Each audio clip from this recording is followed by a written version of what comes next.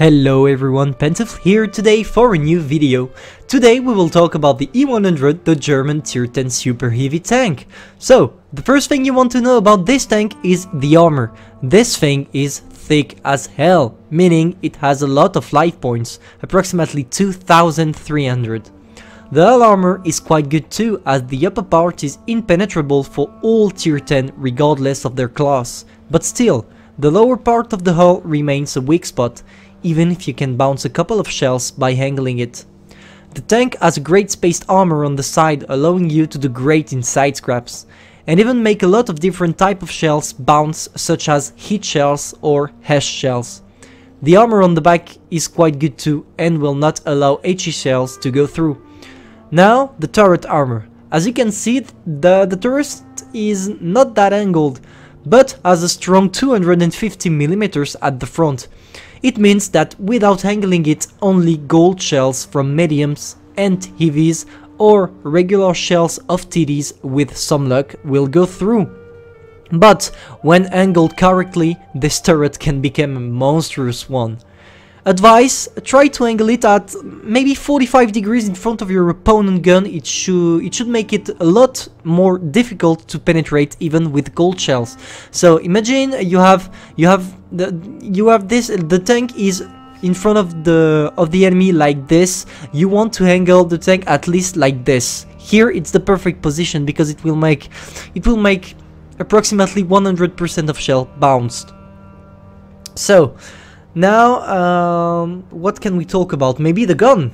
So, this tank carries a 15 centimeters gun, allowing you to put 640 alpha damage in one shot, for a total reload of 14.6 seconds. It's really a great gun, and you will not really suffer of the long reload, as enemies will fear to jump in and rush you because of the alpha damage that you can put. But keep in mind that you don't have a great dispersion, which is only 0.37, so really try to aim before shooting.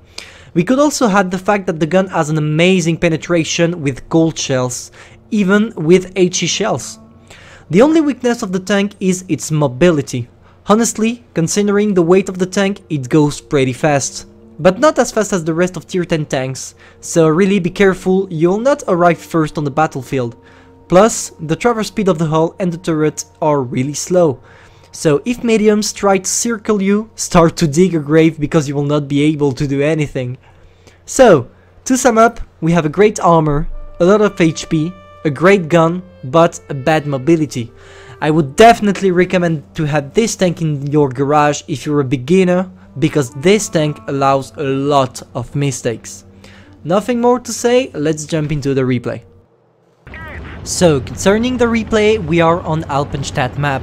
I decided to go straight into the town because I'm an E100 and you definitely don't want to be in open spaces with this tank, as you're too slow to turn around, you have a really bad camo, so going to the right on this map will mean being spotted easily. And you clearly don't want to be spotted in the first place. So, I decided to go straight into the town, but not going through the buildings. Really, I want to turn around to be sure that there is no mediums trying to circle us. And as you can see, I'm alone here. I'm really alone. I should have told the team that I wanted to go left, because maybe it would have changed maybe the tactical move of some of my allies. But hey, anyway, here I waited to... maybe I did a mistake here. I shouldn't have waited to put my shot on the object 140, because I thought maybe the guy is going to try to sneak a shot, and here I could have gone with an HE, but I see that he clearly don't want to do that. Trying to put an AP shell here on the 100 turret, but we failed. I think this one hits his top, the roof, maybe the roof of the tank. Whoa, whoa, whoa! Hardcore here, hardcore. We are really lucky because I thought the FV with his great penetration will go through my lower plate, but he missed. Hey, that's cool for us. I see that my team is capping, and I only did one shot here, so maybe I'm going to move my tank and try to take some damage because I thought, okay, this is it. We are going to win by cap. I'm fucked.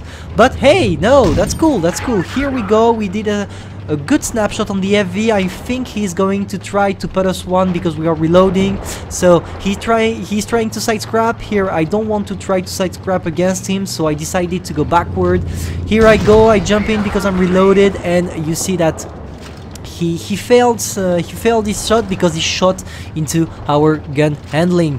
So normally we will reload before him, meaning we can kill him without taking any damage, and that's great because we are going to need those HPs during the rest of the battle. As you can see, it's pretty undetermined who is going to win here. Oh, great HE, yes, juicy WT for us, and we put a 900 damage with our HE. The HEs on this tank are really great. So here I'm telling myself, okay, my team is alone. I think the E100, our E100 is AFK. As you can see on the map, he didn't move. So basically it's a 2 against 4 situation, and I definitely want to help my IS-7 ally because I don't think I'm going to be able to do it alone. As even if I'm full HP, they are three here, so if they try to push me at three tanks, sorry, I'm going to lose. But we encounter a Kankra. We put one shot straight. I decided to turn around because I see the IS-7 is there is an IS-7 battle between the opponent IS-7 and our allies IS-7, and I think, okay, I'm going to kill the Kankra before he's going to circle the IS-7, so maybe I'm going to preserve the IS-7 like this, and it works because I shoot at an HE on the Kankra because I wanted to be really sure to finish him, and we did. Now we are going to focus on the IS-7, and you see that our IS-7 is quite a good player because he did something really interesting in your IS-7, is that when you're reloading you must stick your tank to your opponent so that he can only shoot your turret, which is impenetrable. Here he missed, so we are going to kill the IS-7, 5k damage and 3 kills. Now we are going directly for the E100. Here I stopped because I wanted to tell my mate, hey guy, I saved you, maybe you could let me have the kill for the mastery because I'm trying to do a video about it. But hey, anyway, he didn't respond. I don't blame him for that. Here we go, the 100, he's showing his lower plate, when without angle it's like butter for our gun, and we put a straight shot, finishing the game with 3 kill and 6k damage. So we go for an ace tanker, high caliber medal. Good game, really good game. Not the hardest to win, but quite a good game. You see the characteristics of the E100, which are the armor and the gun. Really an amazing gun on this tank. I definitely recommend the E100 over the VK7201K. For me, this tank has a lot more advantages. And that's all. So don't forget, you're not here to be better, but to be the best. Pantouf, over. Donc concernant le replay, on se retrouve sur Alpenstadt, à bord de notre petit E100. Je décide d'aller en ville. Pourquoi la ville et pas le côté droit? Parce qu'en fait en E100 vous avez vraiment un camo dégueulasse et vous voulez vraiment pas vous retrouver dans des espaces ouverts, parce qu'en fait votre tank, enfin votre char, même s'il est bien blindé, il est quand même pas trop anglais au niveau de la tourelle, ce qui signifie que si vous tournez un petit peu trop votre tourelle d'un côté, ben, votre side de tourelle va être pénétrable assez facilement. Enfin voilà, et puis le E100 performe vachement mieux en ville. Du coup je décide directement d'aller dans la ville. Pas forcément dans la ville même, pas dans les bâtiments, mais vraiment faire le tour au cas où il y aurait peut-être un médium qui essaierait de nous contourner de ce côté. Mais voilà, j'ai rien spoté, donc je me dis bon ben on va aller droit au but et directement aller rejoindre le combat au plus vite. Bon, vous voyez qu'on n'y va pas quand même très vite au combat, on est quand même qu'à 30 km/h, c'est assez rustique. Mais bon, on va faire avec. Là, le petit 140, erreur de ma part, j'aurais dû tirer. J'ai pas géré, j'aurais vraiment dû tirer là, mais voilà, j'ai pas tiré, c'est comme ça. Écoutez, que dire de plus, je me suis dit peut-être qu'il va essayer de repoc, et au moment où il va repoc, je vais pouvoir mettre une HE et mettre un 900, mais j'étais un petit peu trop gourmand là, alors que si je m'étais contenté de mes 600 d'alpha, c'était déjà pas mal. Et on se fait punir par le dieu RNG qui nous fait tirer une AP sur le toit du E100 au lieu de tirer sur le flanc de tourelle. Malheureusement c'est comme ça, c'est la vie. Le FV183, c'est pas grave, là on a eu de la chance. Il nous rate en nous mettant un 930 dans la track, mais donc du coup qui a poussé. Et là je me dis bon ça y est, on va gagner par capture de base, c'est déprimant, on va tous pleurer. Mais non, vous voyez que leurs médiums sont quand même en train d'essayer d'arrêter à tout prix la cape. Ils se suicident même pour aller arrêter la cape. Et ça c'est bon pour nous. Parce que qui dit cape stoppée dit possibilité de faire plus de dégâts. Donc le 183 qui se préparait à faire un side scrap contre nous, il n'a pas réussi. Et là voilà, je vais éviter à tout prix qu'il mette un shoot. Je sais qu'il va faire un side scrap. Donc moi ce que je fais c'est que je recule. On recule le plus vite possible. Mais voilà, maintenant qu'on a reload, on va y aller directement. Parce que je veux absolument aller aider ma team. Je me disais bon ben ça y est, la capture de base elle est déjà à 90%, c'est sûr qu'on va gagner. Et voilà, coup de théâtre, ils ont réussi à arrêter la cape. Mais bon voilà, ça c'est plutôt cool parce que pour le coup on va pouvoir faire un peu plus de dégâts. Et ça c'est sympa. Donc on termine le 183. Ben là pour l'instant on a fait tous nos dégâts sur lui, le pauvre petit 183, on l'a vraiment zéroé. Même si ça ne se dit pas. Et on va continuer, on va pas s'arrêter là, hein. On a un petit snack là, un petit WT, voilà, ça c'est gratuit, c'était un peu la cerise sur le gâteau. On apprécie toujours la petite cerise sur le gâteau, même si on la mange pas, c'est très esthétique. Et ben voilà, ça nous permet de mettre un bon gros 907 au WT, et ça on ne va pas s'en priver. Maintenant je m'avance, j'essaie de rejoindre au plus vite possible le combat, mais bon, à coup de 25 km/h, vous comprenez que c'est un petit peu lent. Est-ce qu'on va pouvoir aider l'IS7? Je pense que voilà, l'IS7 va terminer le WT avant que nous n'ayons le temps de le rejoindre. J'essaie de spot le Conqueror parce que je sais qu'on est en 2v3 parce que notre E100 est AFK. J'essaie de spot le Conqueror et voilà, le Conqueror est spoté. En plus il a pas le dernier gun, donc ça c'est royal pour nous. Même s'il nous met 2 fois 178, on s'en fiche parce qu'on va pouvoir tout simplement le terminer.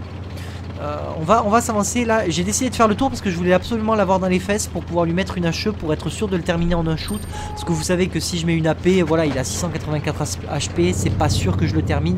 Alors qu'à la HE, je sais clairement qu'il n'y a aucun problème. Et voilà, on lui met une petite HE qui nous permet de le terminer. Là, je me suis dit, est-ce que je vais sur le E100 ou l'IS7? Et je me dis non, on va quand même aider notre camarade IS7, on sait jamais. Ne pas prendre de risques, c'est très important. Et du coup, on va l'aider sur le petit IS7. On en met une première à 606.